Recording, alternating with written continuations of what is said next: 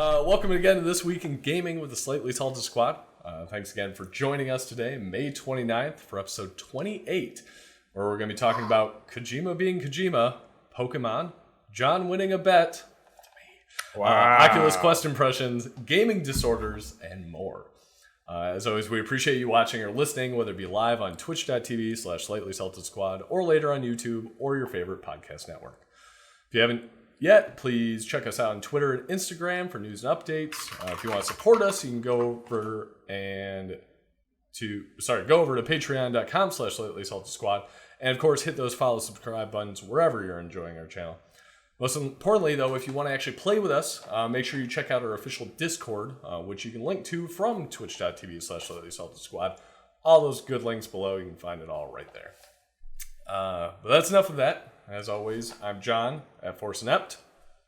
I'm Mike at Srej. I'm Deion at Super Nerd Fresh. Cool, and the audio actually worked, so cool on that.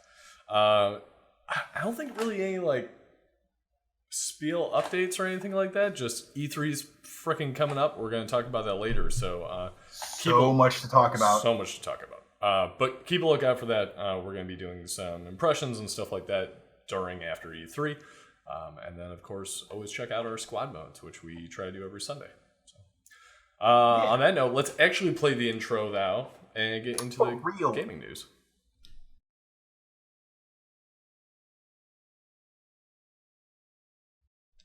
And it didn't work because Stream Deck updates things and then breaks everything. So, no intro today. But yeah, let's get right into awful Anthem, as always. Okay, well, that sort of worked. There we go. First, Anthem gets a new update after weeks of radio silence. As we talked about in, I believe it was late April, Anthem kind of put their big Cataclysm event on hold indefinitely and pretty much just became quiet. Today, there was an update that allowed, really there wasn't too much, it was some fast travel updates so you can go to the different, I forgot what they're called, the walkers or whatever they are, Striders. So you could teleport to the Striders, and that's basically the only big update. But tomorrow, 4 p.m., there's going to be a larger update where they actually announce things. So hopefully Cataclysm, which they'd originally announced for May, but yeah. Any interest at all? Not yet.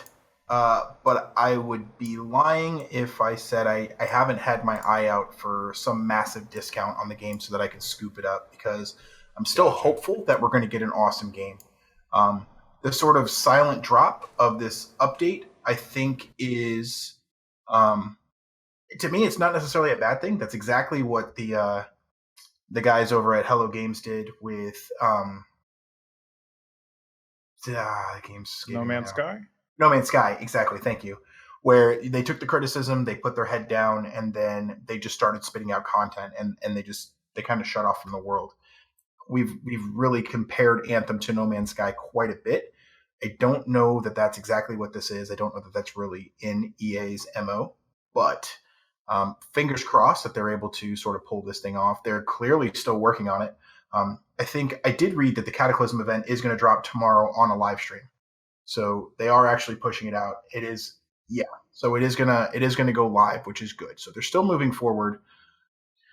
Whether or not it's to do something greater or whether it's just to kind of finalize the development that they already sort of had in the chute, I don't know. I haven't really seen what the movement's been on their job board. I know that they had posted originally for the sort of economy specialist to come in and help them reorganize the loot and the way that the economy works. They've had quite a bit of banter around the UI and things like that. So we'll see. This keeps me optimistic, I think. Yeah, I'm curious. If they do actually launch Cataclysm tomorrow, I think would be huge, and it at least proves that they can hit an original deadline that they set, which I think would be a good move on their part. So hopefully they were heads down getting that together, because then that's more of their end game raids and stuff like that they promised, which, again, compared to Division 2, which I know we haven't done the raid, but the raid is out and all that stuff. hopefully they can at least get back in the game, as it were. The video game. Yeah, okay, that's fine. Okay, is this what we're playing, John? Is this the next? We're doing it? Yeah, this is it. Okay. Death Stranding. Trailer dropped today. Twitch.tv/PlayStation, I want to say it was.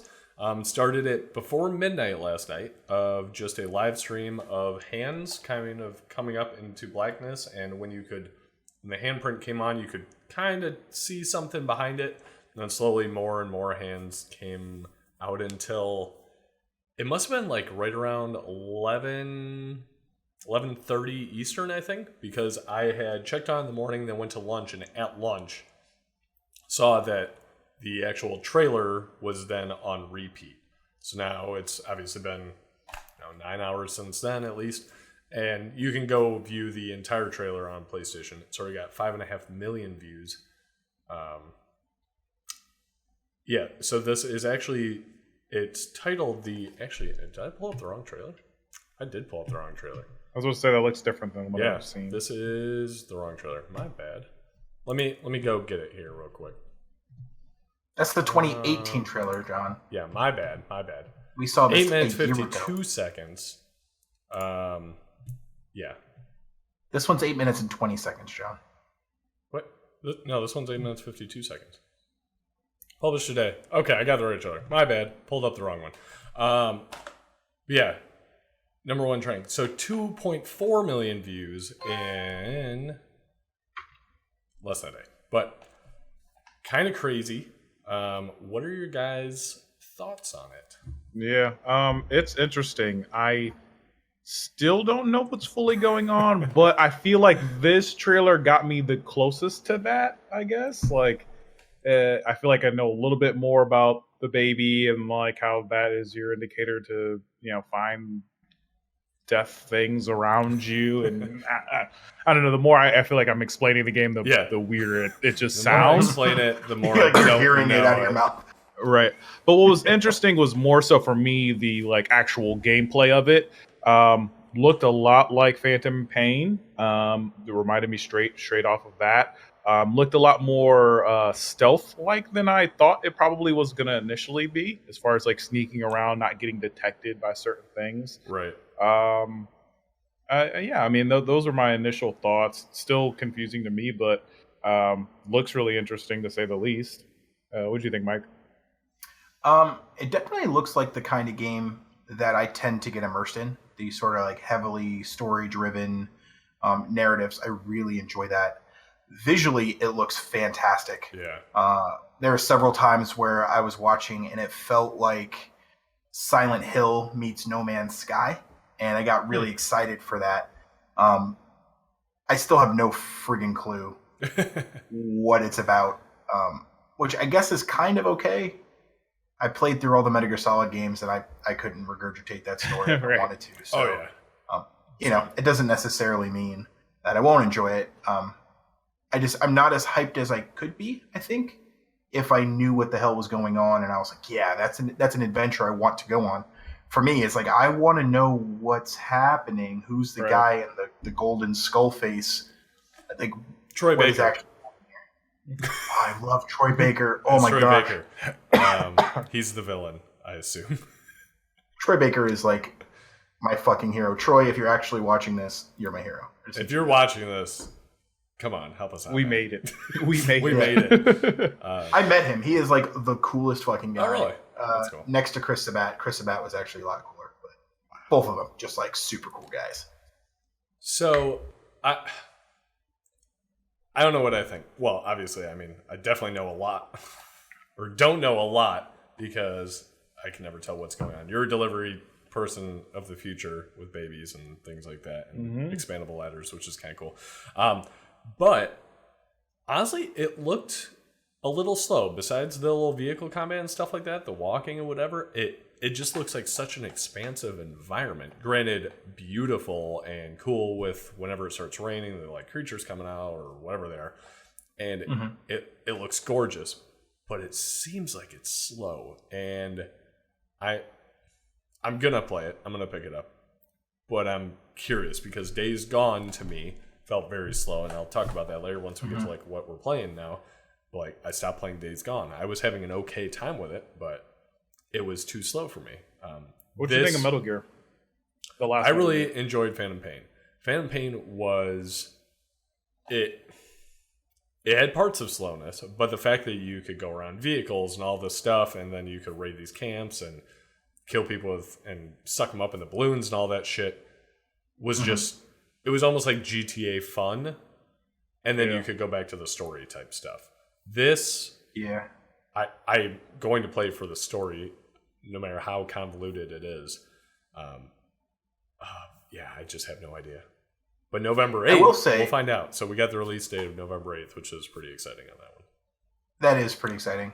I will say this is the first time I remember seeing the motorcycle. And so I remember watching the very first trailer, and he's just like, it's just Norman Reedus fucking running across the landscape, and then he's running across a mountain, and then he's running across a building, then he's running across a pool, and you're like, this guy runs a lot.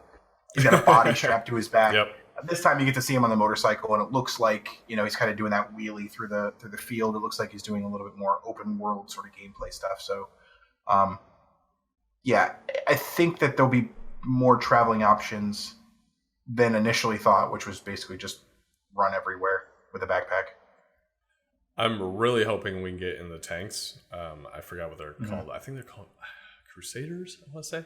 But the World War II tanks that I first ever saw in Indiana Jones: The Last Crusade, and as a child, I immediately fell in love with a tank. And seeing it in this game, I was like, I probably won't get to drive one, but oh my god, I hope I do. Probably not. It's really interesting though. I wonder if they're going to take other historical things aside from that, like where you kind of where it kind of like recreates itself, or recreating things around you.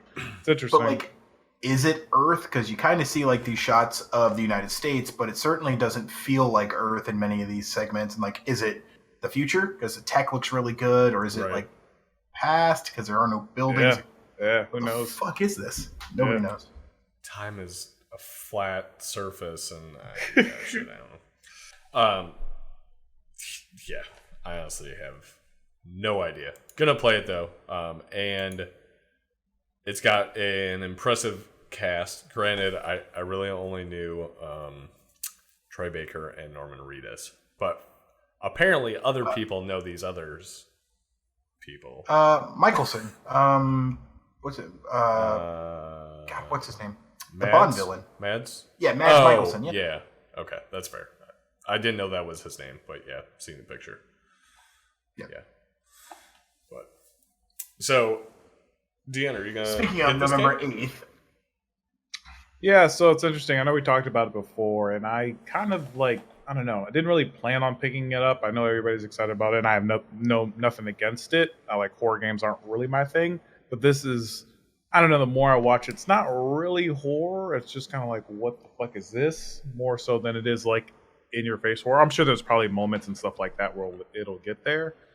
I don't know. I'm personally still on the fence. Gotcha. I probably, for myself, will wait until reviews come out before I pick it up. But I know a lot of us are, going to get it right when it comes out. So, But for me personally, I think I'm going to wait and see what, the reviews come through as. Mike, you were about to say something? Oh, I was going to say, speaking of November 8th being the release date, so we did finally get a release date for this game. There's a lot of speculation right now that actually means The Last of Us 2 will no longer be a 2019 title and may have, in fact, been pushed to 2020. It was Jason Schreiber. Yeah, Jason Schreier. Yeah, he was talking about... Looks like Death Stranding is about to get announced for November release, so this was yesterday before it. The Last of Us 2 was also planned for fall 2019, but I actually just heard it got bumped to early 2020, possibly February, ? Either way, wild final year for PlayStation 4. Yeah, so he's obviously got a lot of credibility. I don't know who told him what. I think... It was Nibble, or Nibble, I forgot how you pronounce it, based off some... Taiwanese PlayStation thing that kind of broke the Death Stranding thing. So I don't think that he doesn't confirm where the Last of Us rumor came from, but So I don't know. I'm still hopeful, but I also think that it doesn't make a whole lot of sense for 2 PlayStation exclusives to drop back to back like that. So it'll be a little disappointing if it really was a 2019 and I was right, and then it ended up getting pushed to 2020. Yep. But Troy Baker's gonna have a hell of a year. That's for damn sure. Yeah, that's for sure. These Mateo says dinner for John or free copy. It's a free copy. Free copy. Yep. Although he If it didn't drops necessarily 2020, say free copy. when. So Nah, it's a launch. I'm not a douche. Can I play it when you're done? Because I won't have the money to buy it. Can make me feel terrible. And honestly, Last of Us 2, I'll probably fucking buy a collector's edition anyway. So, Fair Game says 100% 2020 for Last of Us 2. Yeah, agreed. February. Called it. We'll see though. Who knows? That shit could get pushed back. We don't know a million yet. times. I think it looks like it. But honestly, you say 100% 2020, but if it really did just get changed last minute, then that means it was 100% 2019. So. Who knows? Maybe they shall drop it at E3. They're like, fuck everybody. Don't watch E3. Don't watch Microsoft. Play Last of Us 2. Bam. That would be a fucking... What a power move. Back to Death Stranding, though, real quick. So PlayStation Store actually leaked not very early, late last night, their collector's edition on the PlayStation Store. They didn't actually have the date on there, but the pre-order bonus content, so you can get some gold glasses, gold plate, armor plate, gold hat, and gold speed skeleton. Ooh, all gold everything. Yeah. I mean... But you can unlock them via story progression. So I'm not sure if that means you unlock them only if you got the pre-order, or does that mean you get them no matter what as playing, you just get them early? I don't know. A lot of games will do that where like you unlock the ability to acquire them, but you still have to earn them in the game. Gotcha. Yeah, that's fair. This kind of tells me that I don't think there's that many different items other than the core set there that you kind of go through, and that's probably driven by the story that you don't have all this special gear and everything. But I don't know. I'm curious what the significance of gold is, or maybe it's just the villain with the gold mask. Yeah, Tibbs, that's a good point. So maybe there is something to do with a power from gold or wards them off. Shit, who knows? Who knows with this game? And speaking of who knows with this game, what do you guys think about the, I don't want to say multiplayer aspect of it that's been kind of talked about concerning seeing this trailer, but about the interconnectedness that us players are already forming from what Kojima has said. And that was a while ago. He commented that. So now with this trailer, I heard somebody saying they thought it was actually other players attacking him. That seems far-fetched to me. But any thoughts around that? I have no idea. How you think that the social dynamic will work? Because from what it sounds like, it's going to be an always, or maybe not always online, but a preferred online type game. Kind of like Dark Souls is kind of what I imagine it as. Yeah. Yep. I will say this, I hope it is more like that than other things, because I don't know, from my experiences, the Metal Gear franchise multiplayer hasn't done very well in general. So it would be cool if it was something like that. I wouldn't take offense to that if it was like, I don't know, whatever the monsters or whatever is attacking you and that's other players. That'd be cool. But I don't know what to think of that yet, you know? If it doesn't actually add value to the game or the story, then why waste your time with it? Right. I just want to know how we're already forming it. Is it based on like the location of people or like where you played at? Does that maybe it's like something? maybe it's like how they did the like, you know, they did base raiding in the last Metal Gear game where like you could do an online thing where you could raid somebody's base. Maybe there's something like that where it's like one area or something where that's you're kind of up for grabs. How is it we're already doing it? Mysteries, Kojima, you motherfucker. That's the last question on the list of other things that are what's going on. That's fair. So yeah, You get to be the baby. That's what it is. You get to be the baby. You get to be the baby. You enter your age, and that's how you're actually. That would not even surprise me.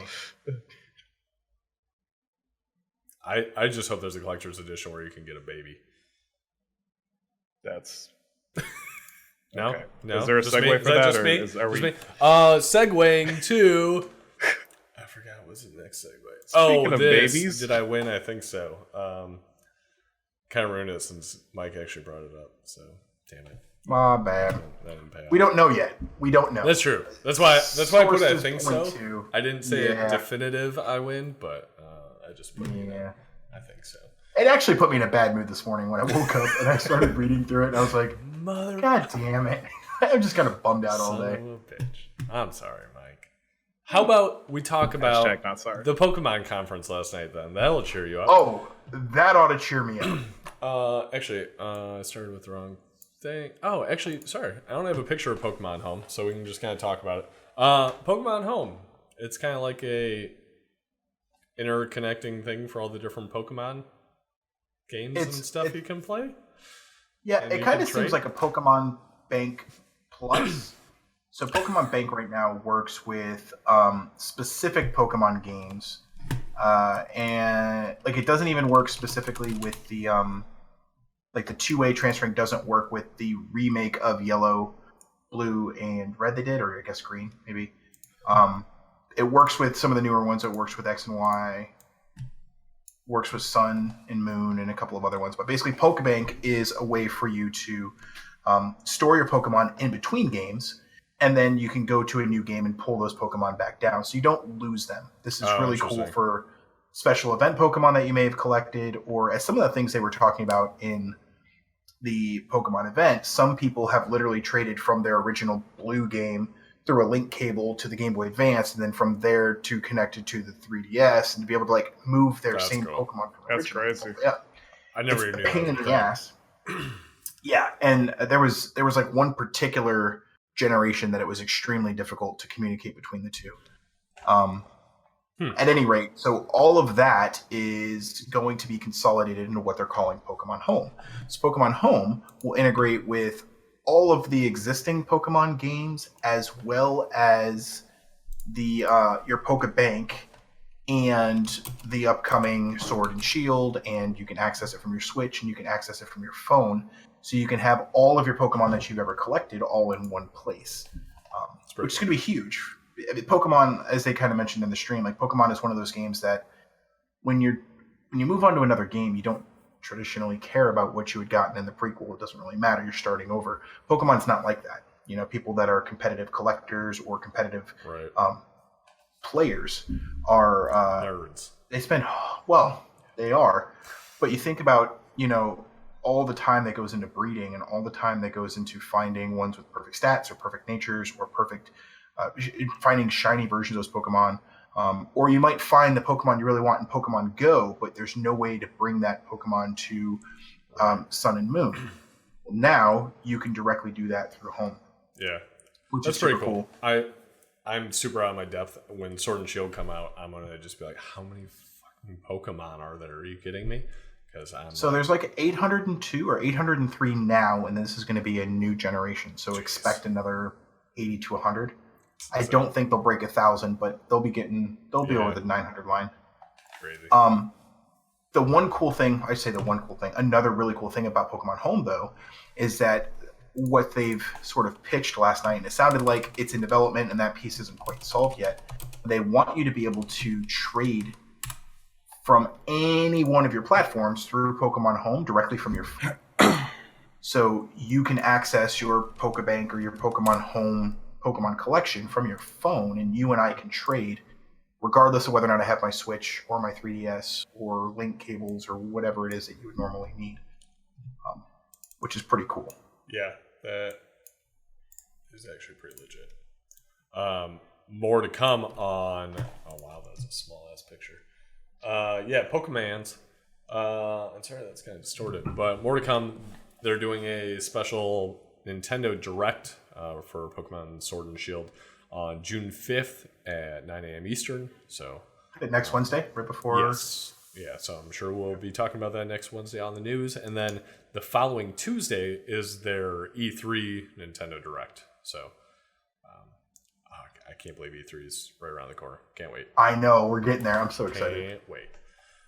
Continuing in the cringeworthy conference that they had last night, which was just go watch them talk with the translations because it's just comedy gold. Like, it was awful. Please watch screen. Please look at screen. Some guy talking about Godzilla for look at several screen minutes. Now. Just so good. So good. More was Pokemon Masters, so it'll be another Pokemon mobile game coming out. I believe it was just later 2019 is all they said. Mm-hmm. So kind of 3v3 battles, more like kind of what I could gather the original Pokemon games, but just kind of trainer battles. So it's almost like a mix of Go and the original Pokemon. It's kind of what I took. I don't know. Yeah, this was cool. Well, I didn't really catch a whole lot from this particular piece. It looks like, though, you play as existing Pokemon trainers. So you can play as Brock, or you can play as Lance, or you can play as Red. And you kind of get their Pokemon sets, and that's who you use to do these sort of battles with, which I think is kind of cool. Okay. The first time you'll be able to play as some of these NPCs and rock their really awesome Pokemon. That's cool. Yeah, so that is, later 2019, so more to come on that. I think that was probably one of their better parts of the conference. The home thing, now that you explained it, the home thing's a lot cooler now that you've actually explained it to somebody that doesn't know what the fuck it is. But Pokemon Masters, I think, was my highlight of the conference, because they really didn't talk about Sword and Shield because they got that direct coming up. But I think most notably, what everybody's talking about, Pokemon Sleep and Pokemon Go Plus. Is that what it's called? Plus. All the pluses. Yes. So, in this picture there, you can see it. That little device is what they call a Pokemon Go Plus. So it works like a Pokemon Go Plus, but it's also like a sleep tracker and shit. Yeah. Because Nintendo, of course, wants to somehow encourage and profit off of you sleeping. This is a bold move, right? How many other video games do you know that can actually be played 24 hours a day? So, can't wait to no disconnect. No disconnect. The best live stream ever. Pokemon Shower coming in 2020. Oh, God. Yes, we will have some Pokemon Go or Pokemon Plus sleep streams. If they would have just put this out there as like a news article or something like that and not have this legit conference around it, I 100% would have thought it was an April Fool's joke. Yeah. No doubt in my mind. I would have been like, that's funny. Oh, wait, they're serious. Yeah, so the whole sort of premise here was, they came on stage and they talked about, as a community, we have all done something that hasn't been done before with Pokemon Go, which is that we got up, we walked around, we met new friends, we exercised, we made ourselves better people by walking around and playing this game. Which is a cool statement. I'll give him that. It was a good setup. Very cool statement. The video was a little long. It was a little too yeah, that counter just kind of kept going. Like, okay, we get it. You guys have made a lot of money. Lots of stuff. Cool. But the other side of that was like, there's more to wellness than just exercising, and part of that is rest. And so they came on stage to talk about Pokemon Sleep, where I'm still not entirely sure how this thing is supposed to work. Yeah. It basically, they'll be able to monitor your sleep, and then it powers up your Pokemon. I don't really know. So they brought out the original Pokemon Plus, which was a little badge thing, Pokemon Go Plus. Just had a single button, it vibrated, and it would catch Pokestops and catch Pokemon, which is pretty cool. Then they showed the Pokeball Plus, which came with the Let's Go Pikachu, Let's Go Eevee, which acts not only as a Pokemon Go Plus, but also as a fully functional controller for the Switch, right? Then they bring out what you can see in this image here, which is this little flat disc. It's probably the circumference of like a soda can. Yeah. And it's got another big button on it. Works just like a regular Pokemon Go Plus, where you can hit it for Pokestops and it'll vibrate and do all kinds of cool stuff. But you lay it in your bed next to you, and it monitors your movement as you're sleeping, and it detects how well you slept throughout the night. This isn't really new technology. It just uses accelerometers to detect how much you're moving. In fact, any smartphone you have now, for $1, you can download an app that'll do the same thing. You set the phone next to you, and it'll detect your movement. What I'm not clear on is how they're going to translate how much you move or how little you move into the game and what that actually is going to mean. It's interesting. I think they've kind of jumped the shark here a little bit. Yeah. But I guess we'll see. It's like how it would have to be a programmable, like how much sleep should you get for your age and all this stuff. Right. Like some people sleep a lot more than others. I sleep a lot for, I think, my age and whatever. But I know a lot of people that don't. A lot of people are like 5 hours sleep. I'm great. That's me. Oh yeah, fuck not me. I did forget about one other announcement, super vague announcement, but I was hoping you were going to talk about this. I hope it's what Detective I hoped you were talking Pikachu is coming to Switch. about. Not what I hoped you were going to say. Oh, really? Okay. Yeah. Yeah, so I think it's more a casual thing. I think they mentioned it right around the Poke Center things that are coming to Asia. But, yeah, I don't know. Cool. This is actually pretty cool. Yeah, They actually I mean- already have a sequel for the movie in production right now. Oh, okay, cool. Yeah, I mean, it was a great movie. Predictable, but a lot of fun. So I think we all enjoyed it. What did you hope I was going to talk about? The shirts? Yeah, dude, those Pokemon shirts. I was going to say, it's Like- not super video game related, but I'll pull them up. It was sort of weird, right? Because he's on stage and he's just like, also, everybody who's been on stage also has, and he unbuttons his jacket, these Pokemon shirts. And they're like really nice looking shirts, and they've got like these tiny little Pokemon prints and stuff. And I'm like, I want to hate it, Right. but I kind of want one. Like this example, I really hate. It's a Electrode and then Lickitung with Magikarp and Shroomish. I want to say, I think I got all those right. That one's too much. But if you go back up to like the banner, there's some really nice looking shirts. And honestly, when the first guy came out on stage, I forgot what he was wearing. It was a more simple one, but had the Pokemon. And I was like, that's a legit shirt. So apparently these have actually been available in Asia markets for some time. Yeah. But they're coming soon to Europe and North America. So they're like, I guess, fully customizable where you go on and you kind of pick the patterns and where you want them, like whether it's the collar or the front or the cuffs. So I'm for sure going to get one. Right. You know those box subscriptions where like you put in your measurements and then they send you clothes once a month? Yeah. Keep them and bam. I would sign up for a box like this. And just once a month you get like a new Pokemon shirt. Just be like, yeah, I'm fucking keeping this one.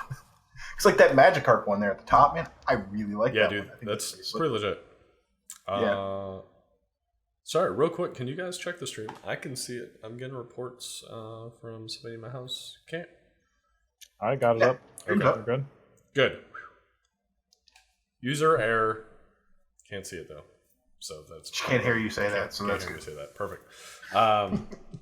Yeah. So the shirts. Yeah, pretty cool. Yeah. So more to come on that. Yeah, Steve's right. Got to buy them all.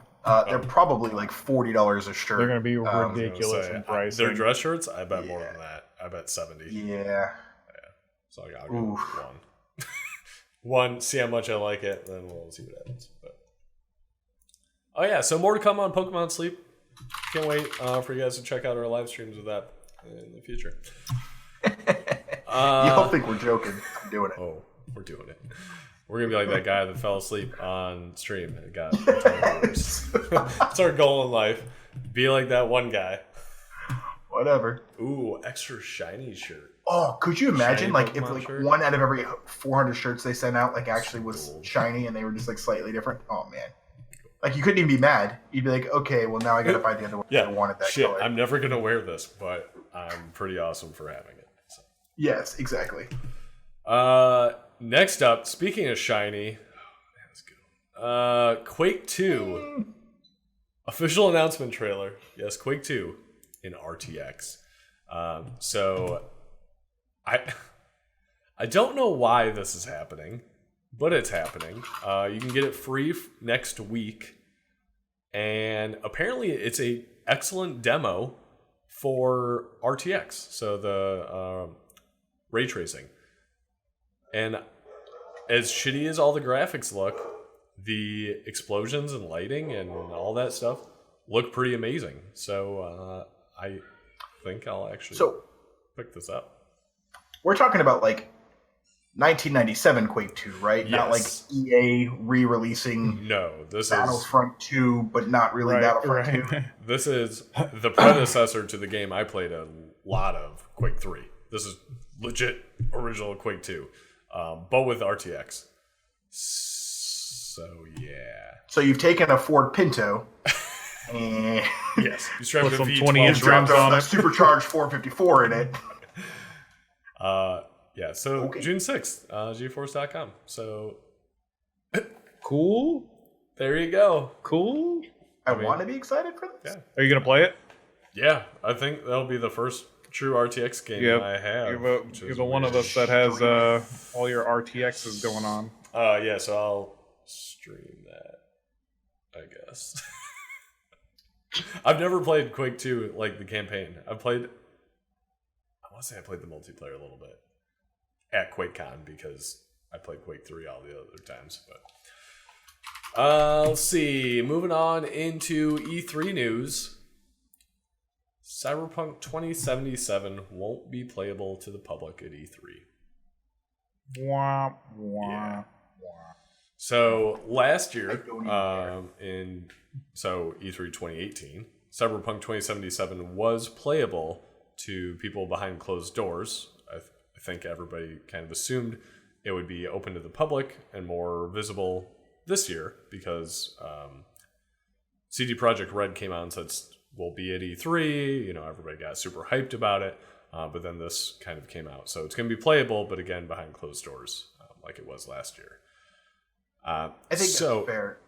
Do you think it's going to be too critical? Yeah, that's a good point.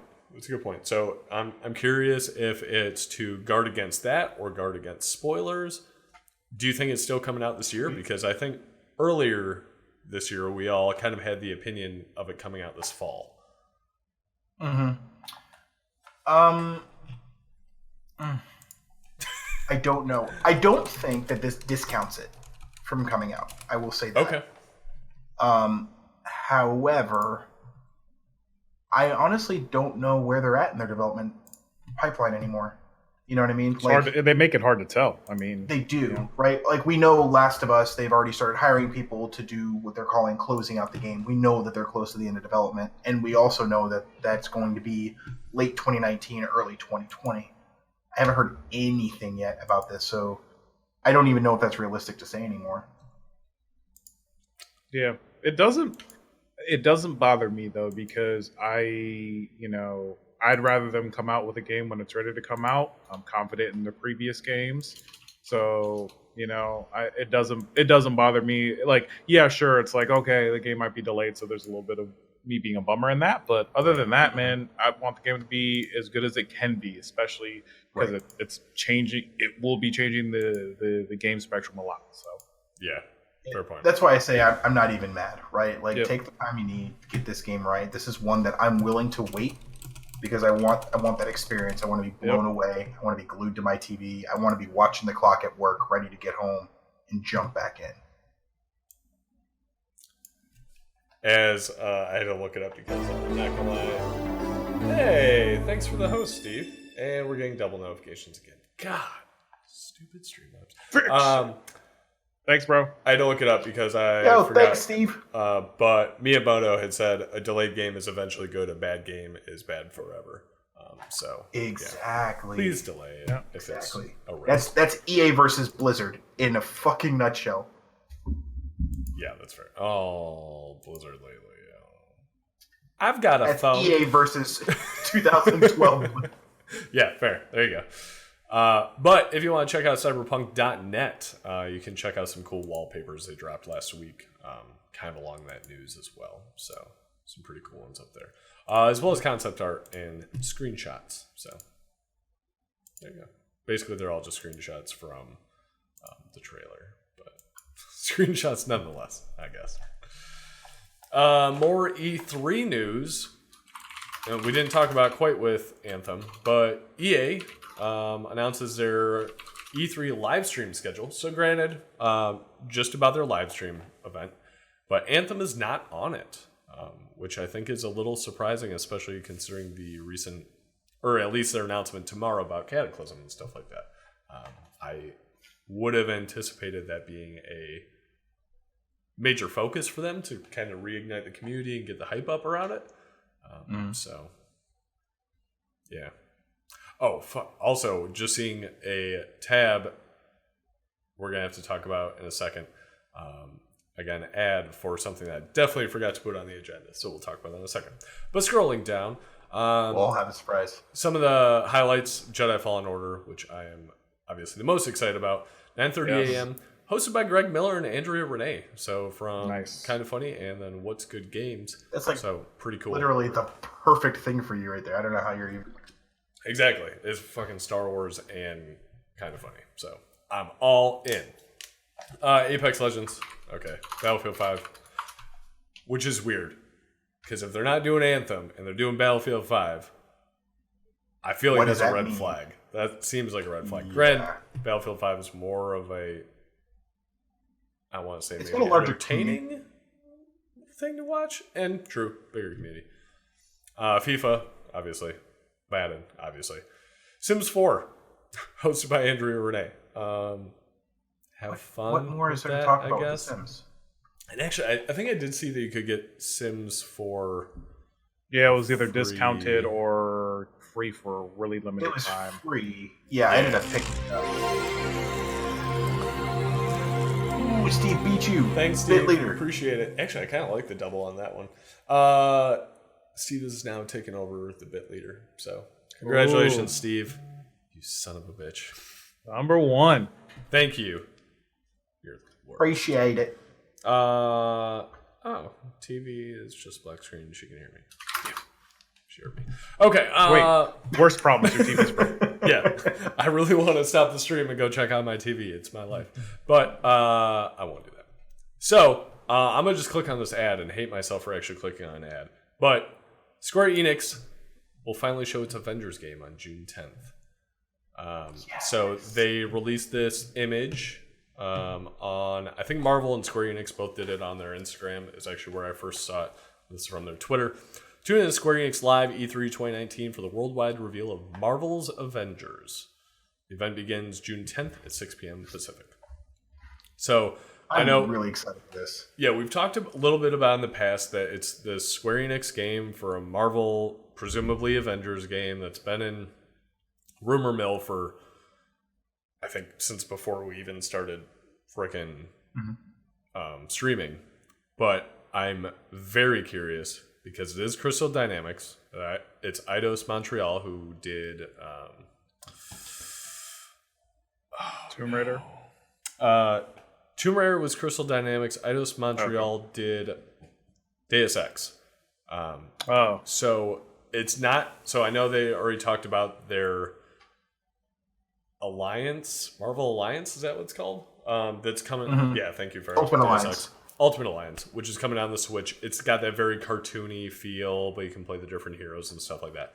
This, though, is from those studios that make these realistic-looking games and story-driven games. So I'm very excited to see what that is. Are you playing an actual Avenger? Are you switching between characters? Like, it's Marvel's Avengers, so I'm assuming you're going to be playing the heroes? I don't know. I mean, thoughts? Obviously. Who the hell doesn't want to fly around as Thor and like punch things to death with the Stormbreaker or be Iron Man, especially with the tech demo that went out earlier this year with the PlayStation 4 VR and Iron Man seeing all that cool stuff, or running around smashing things as the Hulk. I played Disney Infinity 2.0, which was all the Marvel stuff. You laugh, man, but even like being such a childish game, it was a lot of fun to play the different characters and play the different heroes. I've been playing Marvel Strike Force on my phone. We talked about this a couple weeks ago, which is sort of that clone of Star Wars Galaxy Heroes. Just so that I can kind of get more from that Marvel world because we're gonna be running into a bit of a dry spell. So I think this is good with that sort of a little more than a year gap that we're gonna have here after the next Spider-Man movie, kind of fill in some of that time and bridge that gap. I'm pretty excited. I'm cautiously optimistic. Yeah, I don't know, man. That's fair. I don't know. I want a really good game like that, and especially if it's realistic based off of what those studios have done. I just am skeptical based on, Exactly. what we've had in the past with superhero games. It just doesn't always come to fruition all the time. Let's see. Pharaoh says become Hyman. Deus Ex. Yeah, that's something Hyman. different. The Hyman is something. I think that's a way parody different. of Deus Ex. I think. Yeah, a porn that's what parody. that was. But yeah, I don't know what to think because, like your first example was Thor. If you have Mjolnir, so I'm curious if it follows continuity of timeline. Like, are we going after Endgame, or are we just going randomly before of kind of like different adventures they had while they were the Avengers, but before Civil War and all that stuff? Or I'm curious because if they don't if you can play as Thor, they're going to have to nail Mjolnir and Stormbreaker, just like Kratos's axe in God of War. If it doesn't feel that good, it's not going to live up, and that's what they got Spider-Man done though. They just gotta put him in. True, but that was my god, now I'm blanking. Insomnia. Yeah, Insomniac and Sony Interactive Entertainment. So I have a lot more faith in them in making a fully fleshed out game than I do necessarily Square Enix. Granted, I love Deus Ex and all that stuff, but it's also Square Enix. So yeah, we don't actually know if this is the MCU Avengers though, or if it's the comics. Honestly, that's fair. True. I would like to see the Civil Warrior, right, which is Captain America after Iron Man has died, and he puts on Iron Man's armor, and he's all like fucking Captain America with Iron Man's armor, and like some of those like cool sort of obscure alternate timelines and stuff. I think that would be a lot of fun to play too. They did that a lot with Dragon Ball Z, the sort of like what if storylines, and you play through and cool. What if Vegeta would have beaten Goku when he took over the world, or what does that look like, or had he gone Super Saiyan 3, or cool things like that. That's pretty cool. Maybe they'll go that route where it's not the movies, but it's sort of like some of the more obscure comic books. Yeah. I just noticed our hashtag is reassemble. That's interesting. Yeah, I don't know. It's exciting though. That's gonna be Square Enix. I think everybody was kind of wondering if they would show up because if I'm not mistaken, that's the Monday. Yes, that's the Monday night. Monday night 6 p.m., which traditionally has been PlayStation's spot at E3. So everybody's like, "Oh shit, they're going to take PlayStation. Like, are they going to show up?" Sounds like they're going to show up. Hopefully, it's good. So more to come on that. I'm sure we will be filling you in on anything we hear prior to E3, and then of course immediately after E3. Obviously, we got you guys covered. You just tune in here. We'll take care of it. And watch us on Twitter and Instagram and all that stuff for immediate follow-ups and retweets and all that fun stuff. Oh yeah. Next, because I realized we are actually running short on time. I didn't think we'd maybe take the full hour. Star Wars Vader Immortal Episode 1. So I got this handy dandy Oculus Quest last week. Yeah, nice. And I've been playing Super Hot VR, which I've played before and own on 2 other systems now that I just realized that. And Beat Saber, which I also own on 2 other systems. And having a lot of fun. But then Star Wars Vader Immortal, $10 for about a 45-minute story. I'll say that. And actually, while this clip is going, I haven't been able to get it to stream yet because you have to kind of do some like semi-illegal things to like get it to work. So I'm not quite there yet. I will be there. This portion that I'm showing here, it's not really a spoiler because you have no idea what's happening. But it's kind of like those cutscenes where they have animations and they'll like, paint a picture of story and history.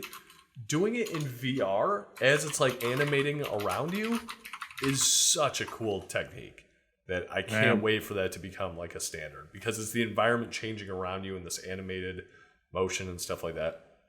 And then it's, again, 45 minutes long. The story is very brief.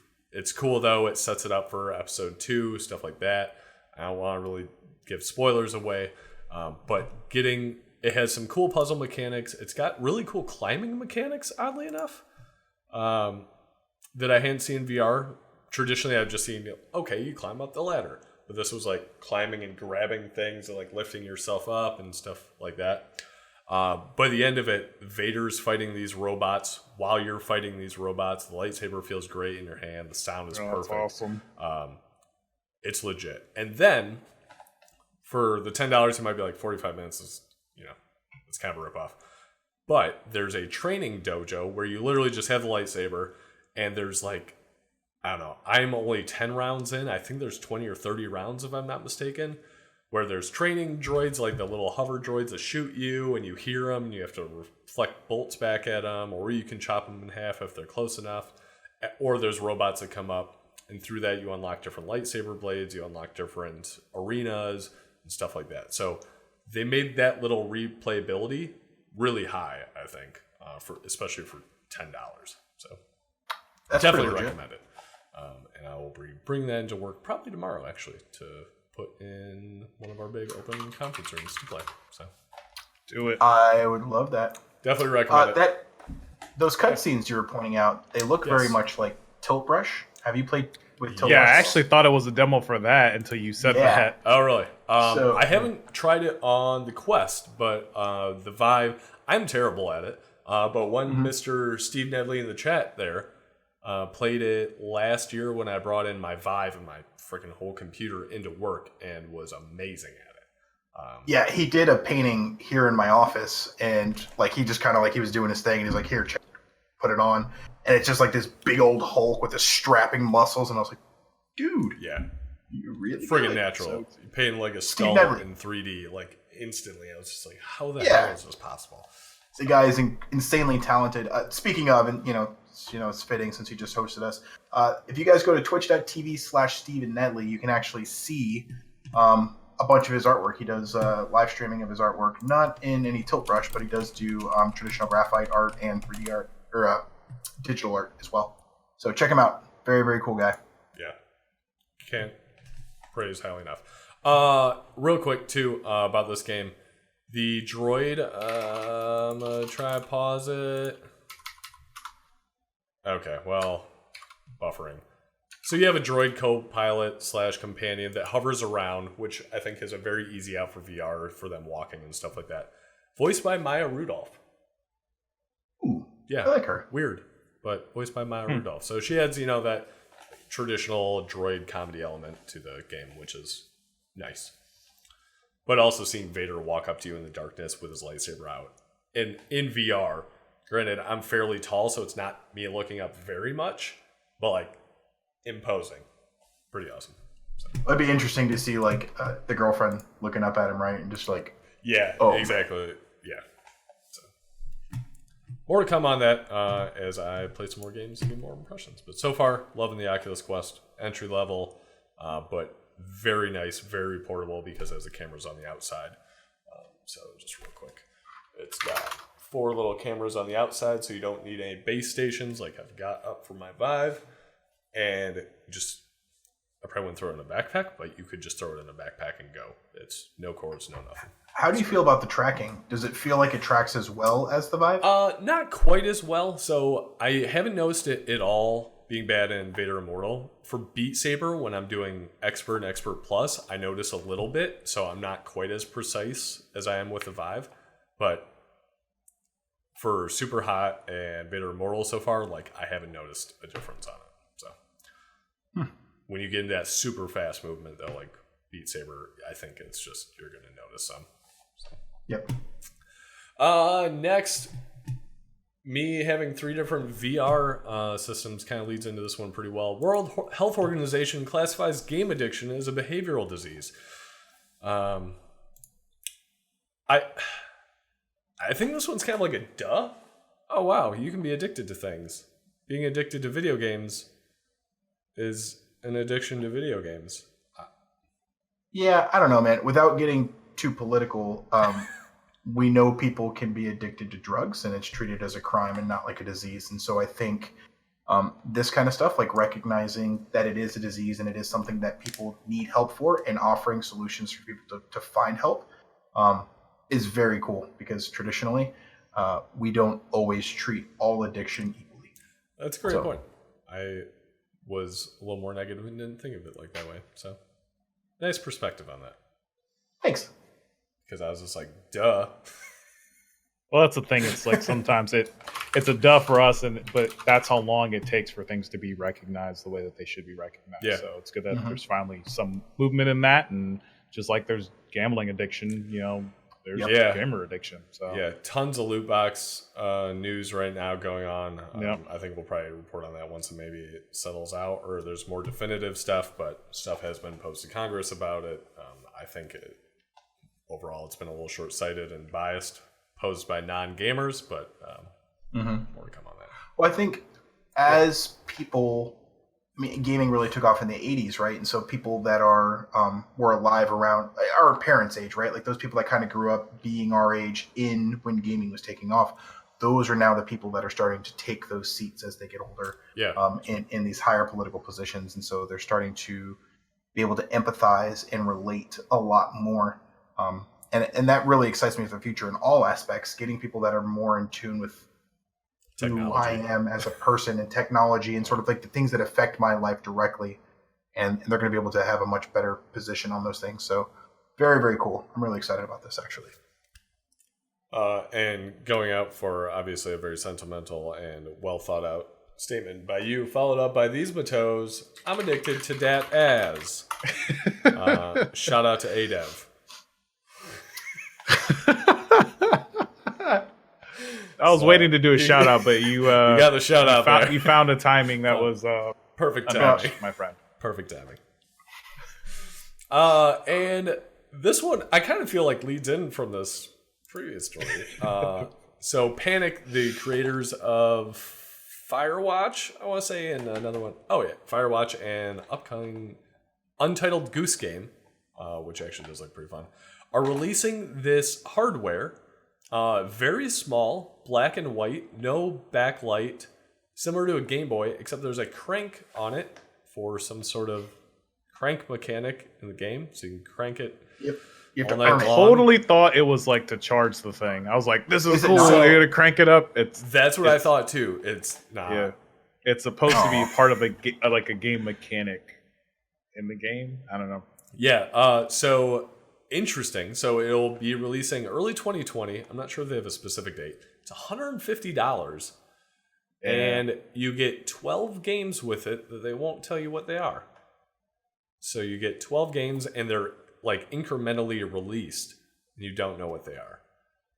So they also like one swap out, right? Don't they? Like, I don't think you can play all 12 at the same time. Them in batches. That's a good question. I don't know. Huh. I hadn't thought about it that way. So yeah. As long as one of them is Crank That Soldier Boy, I think I'm going to pick one up. Oh God, that would compete against Soldier Boy's own exclusive console. That's just his and not any ROM rips or anything. No, I'm curious. Huh. So yeah, It's an that's just interesting Wi-Fi, concept. Bluetooth, USB-C.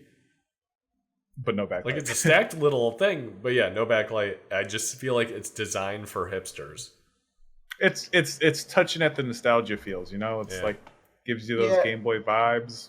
When I first read it, I thought a lot about those kid cell phones. You know what I mean? Where they don't really do a whole lot. Right.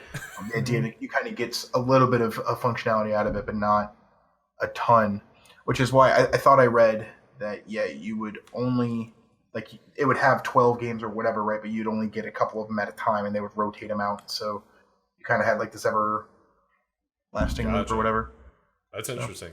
That's pretty cool if they do it that way. So very niche thing, especially for $150. But you guys have any interest in getting it? It's a cool feature, but it's not. I'm an adult. Yeah.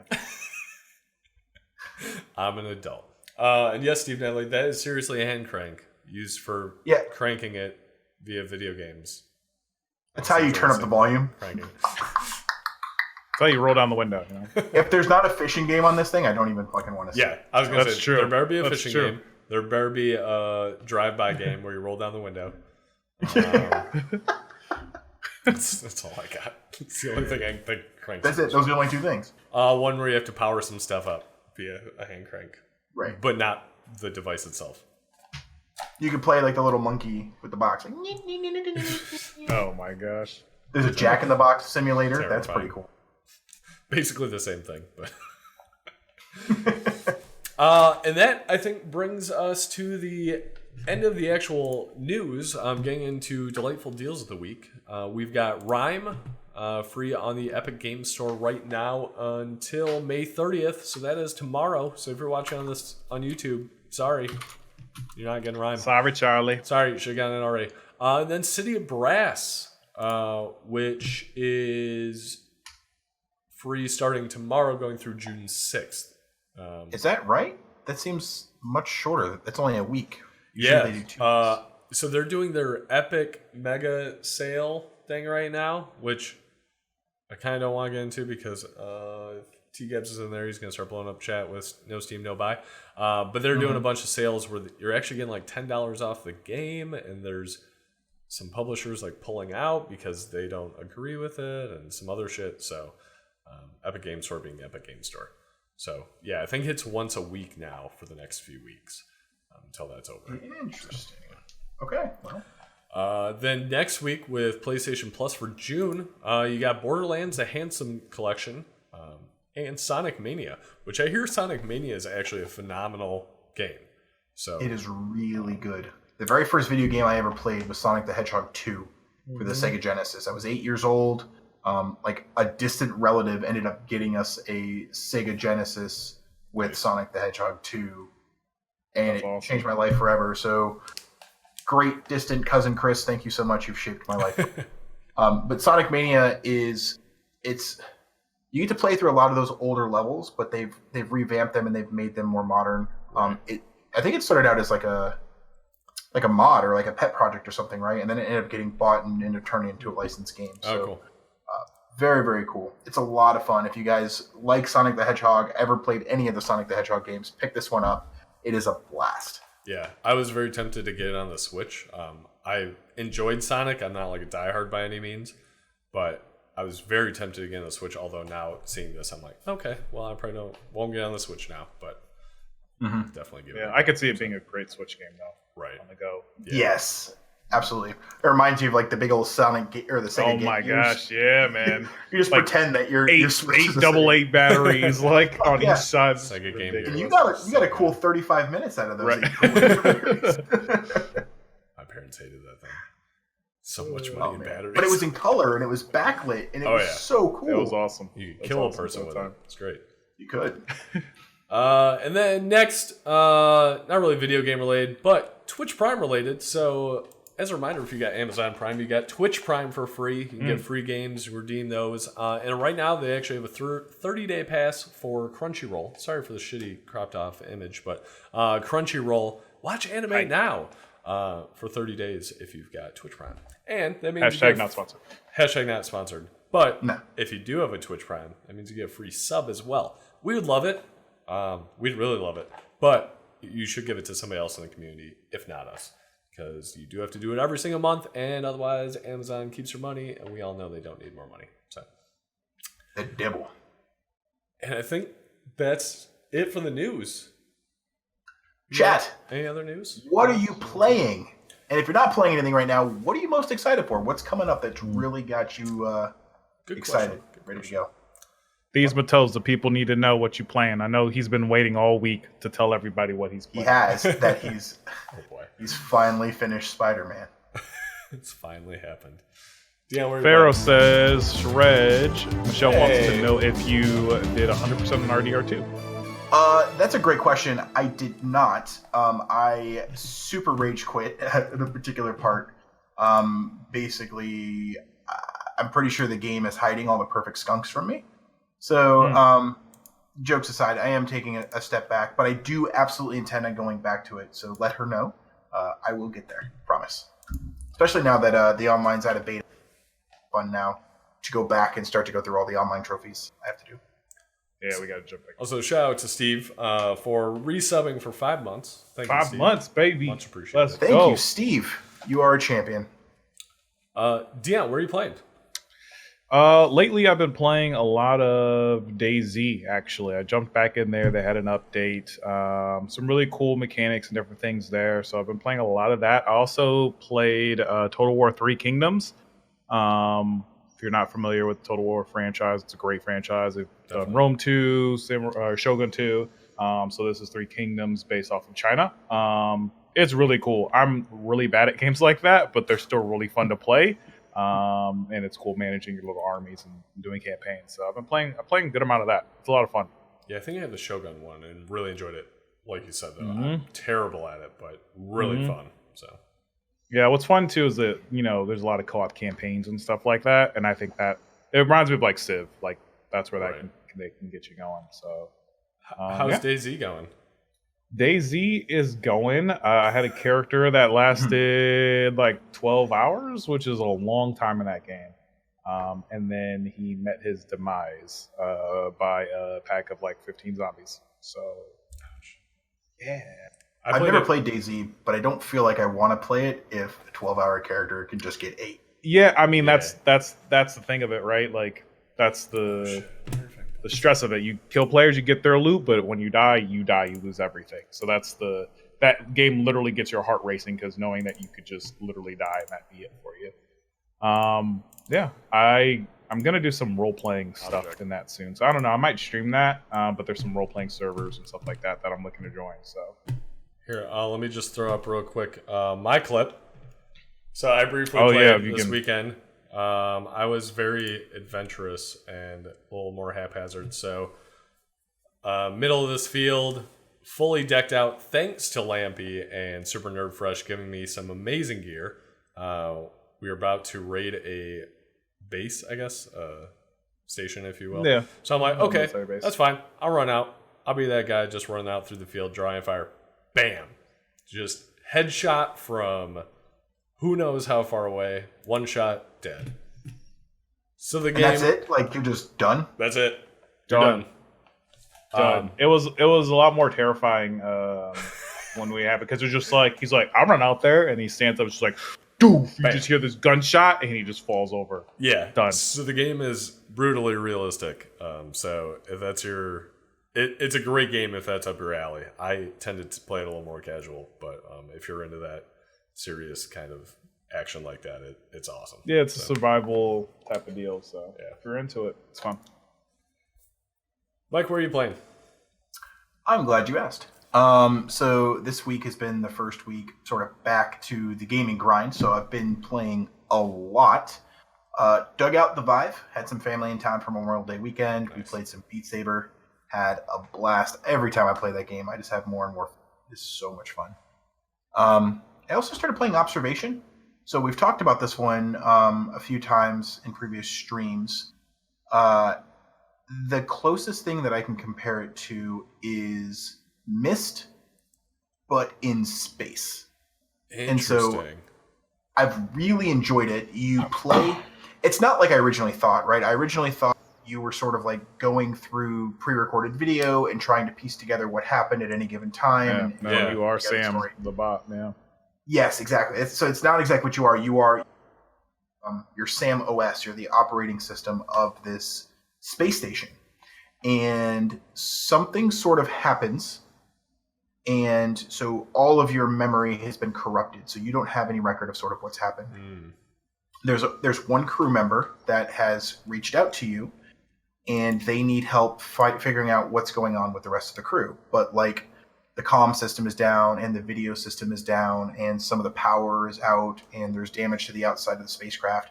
And so she gives you commands, and sort of how you would talk to Siri or to your Google Assistant or whatever, you would say, they say, hey, Sam, I need you to go repair the cameras. And so you can literally warp into different cameras around the ship, and then from those cameras, zoom in and pan and find information. So maybe you need to log into one of the laptops, but you don't know the PIN number. And so you can warp into the camera and scan around the room until you find the PIN number written on a Post-it note on a bulletin board. and then you go back into the laptop and you try to punch in that number, and then you get in and you can turn systems on. And so probably 4 hours into it right now. It's very puzzle driven. You got a good chunk then. So I watched a streamer play it, and it probably wasn't, I don't know, 7 hours maybe, because I saw like the whole thing pretty much from beginning to end. Curious once you beat it what you think of it overall. But the puzzles and stuff look pretty interesting. Looks pretty cool. It's different than an average game. So I really like it. I like that it flexes your brain muscles a little bit. It gets a little frustrating sometimes. Because like the hot spots for like where puzzle pieces, I guess you would call them, are can be a little bit wonky. Probably not a great game to stream because there's so much time spent like just scanning back and forth looking for something. Give me something to move forward. But I've really enjoyed it. So I've been playing some observation. I also got into the Mario Kart mobile beta for the Android. Yeah, same here. About a week into that one, I've probably dumped 15 hours into it. Wow. I absolutely love it. My daughter absolutely loves it. It is a ton of fun. I think I only have like 3 or 4 cups left to unlock.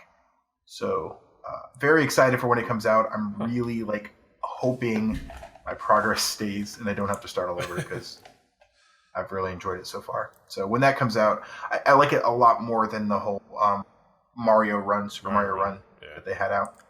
So very cool. I've only played like maybe a half hour of it, honestly, and you kind of reminded me that I'm actually part of it because I kind of forgot about it. We had the Missed News last week doing the Kind of Funny meetup that came down to Orlando, so I got to go hang out there, and I was playing it there just because it's like a bunch of nerds and shit, so talking to people and playing it and all that stuff, and enjoyed it. Again, like you said, much better than Super Mario Run. It just wasn't something that I was like, oh, I need to go back and play this. Like, I'm more addicted to Star Wars Galaxy of Heroes right now on my phone, which I'm dumping too many hours into that game right now. Been there. But I actually, like I said earlier in the stream, stopped playing Days Gone probably mid to late last week just because it was good. I was having some fun with it, but it felt slow to me. And I saw Assassin's Creed sitting there in my pile. Assassin's Creed Odyssey, I should say. And I enjoyed that game so much, but then stopped playing it because of Spider-Man and Red Dead Redemption, and then Super Smash Brothers, and the list goes on. And I was like, man, I should just go back to that because I was having so much fun.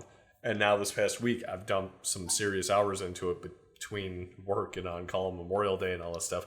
Got some serious hours and forgot how good the side stories are that aren't even necessarily story related. Like, there was a character I got super attached to in a side story and just kept doing those side stories.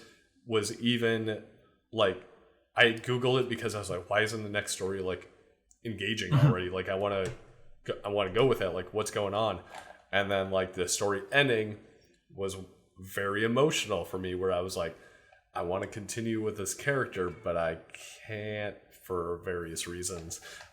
Is that the guy that gets eaten by the crocodile? No, I do remember that one. No, this was Kira, if you got to that one. So Kira was... I just made that up. I had no idea. I was just... Oh, no shit. There's literally a... I wouldn't say I was ever attached to this guy, but there's literally a guy that gets eaten by crocodile, alligator, I don't know, wherever that fit is over there, off this little island with boats. And there's a lot of people that die by sharks. But anyways, amazing game. I think I already got like 10 more levels since I started playing, so I'm actually getting further into the story and enjoying it, and I'm all in. I'm going to be finishing that game for sure. Nice. And then the Oculus Quest, like I said, so finished the Vader Immortal one. Actually finished that earlier today. Super hot, Beat Saber, all that stuff. So getting back into that VR mode. Let's see. Chat. We got Pharaoh playing some World of Warcraft again, and Guild Wars 2. I'm assuming that's GW2. Very cool. Excited for WoW Classic. I'm waiting for that beta invite. I want to jump back into it so badly. Let me ask you guys this. Are you, like, I know that you're interested in that, but, like, going into it for a beta, knowing that your shit's gonna get wiped, does that matter to you at all? Especially in that being such a grind heavy game again, like that's kind of the purpose of it. Does that bother you, or do you not care because you just want to experience it all again? And I want to try it because I want to know if I want to buy it again. Because it is one of those things that I do want to go back to it because I have just such fond memories of Molten Core and my Fellheart Warlock and all this stuff. But I also like did 90 days playtime like in vanilla or whatever it was. And it was insane. So I know I don't have that much time, especially with all these amazing games out there right now. I don't want to limit myself to that game, and I feel like that's what would happen if I get back into it. But I do want to get into the beta just to try it out and get the feel for it. Like, is this something I want to go back to or not? Because I remember last November during Extra Life watching you stream, Mike, I was like, man, this is slower than I remember it, and I'm not sure. Like, I was just complaining about Days Gone compared to Assassin's Creed. I'm not sure if I can go back to that type of grind type game.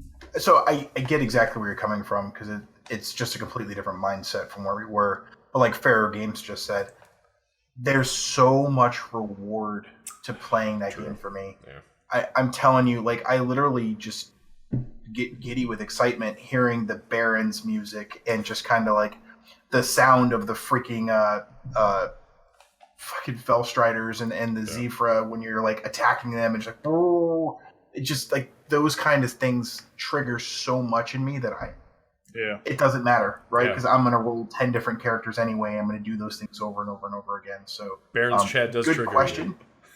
You. It does, man. I love Chuck Norris jokes. I just chuckle all day long. So the heydays out there. Let's see. These Matos beat Spider-Man, Marvel's Spider-Man, so congratulations there. 84% towards the platinum. Yeah, that's a game that you like want to platinum. It just kind of keeps you going, which is cool. See, Steve Nedley, Diablo 3, and Hating Life with Cuphead. I hear you on that one. Yeah, Cuphead is punishing. Yes, that's a great word. So hard, and it's a beautiful game. The hand-drawn animation, the style, I love it. Yeah. But damn. Yeah. Play with the initial control scheme and you'll know right out of the box the game is meant to punish you. It is just I just wish painful. It had online co-op. Because that is a game that I feel like I'd grind it out with somebody, and it's just like, trust me, I get couch co-op. I love that nostalgia feel, but the fact that there's no online co-op, that's like kind of prevented me from picking it back up again. Where I know I probably would, if I had an online friend, I would just go through it and try to beat it. Why doesn't couch co-op work for you? He didn't have any friends. I ain't got no friends, no, John. That's not the answer I was looking for. What? Oh. What about your wife? So we played Cuphead. And then we stopped playing Cuphead. We stopped playing Cuphead. Then we stopped playing Cuphead. Period. Once the plane levels happened, there's like nope, done. No. So then I was single player again. Tails calling out Deion with doesn't like having me over. Damn. Tails did come over. He did come over and play some Cuphead, but he was so bad that I didn't invite him. Wow. Shots fired. You got to have a good partner for that kind of stuff. I used to play Super Mario Brothers with my wife, but we can't. Tales of Past. We can't. We play two different styles. I like to keep moving. I don't like to stop, and she likes to stop and look at all the scenery. And so I get too frustrated. Yeah. Overcooked is banned in my household. Completely banned. Cannot play it. That's fair. Yeah, you can check out our previous squad modes. 6 divorce cases. Yeah, you can check out our previous squad modes for us getting into it, and we're all actual gamers, so yeah. Yes. You can only imagine. And friends. Non-gamer. Okay, well, I think that's about it. Guys got anything else? We doing anything post-stream? I'm not. I'm going to go pass today. Out. I'm going to go to sleep. All right. Yeah. That's all right. I'm going to jump back into observation then. Nice. Good luck solving the mysteries of space. Thanks. Wow, cool Nightbot notification. I mean, Nightbot says what Nightbot says. John, weird. It's almost like someone triggered it, but weird. But yeah, thank you as always, everybody, for watching. Again, you can find us on Twitter, Instagram, Patreon, twitch.tv/LatelySolidSquad. as you might be watching live right now. And of course, YouTube. Find all the links below. And as always, thank you for watching. And appreciate your support. Until next time, stay salted.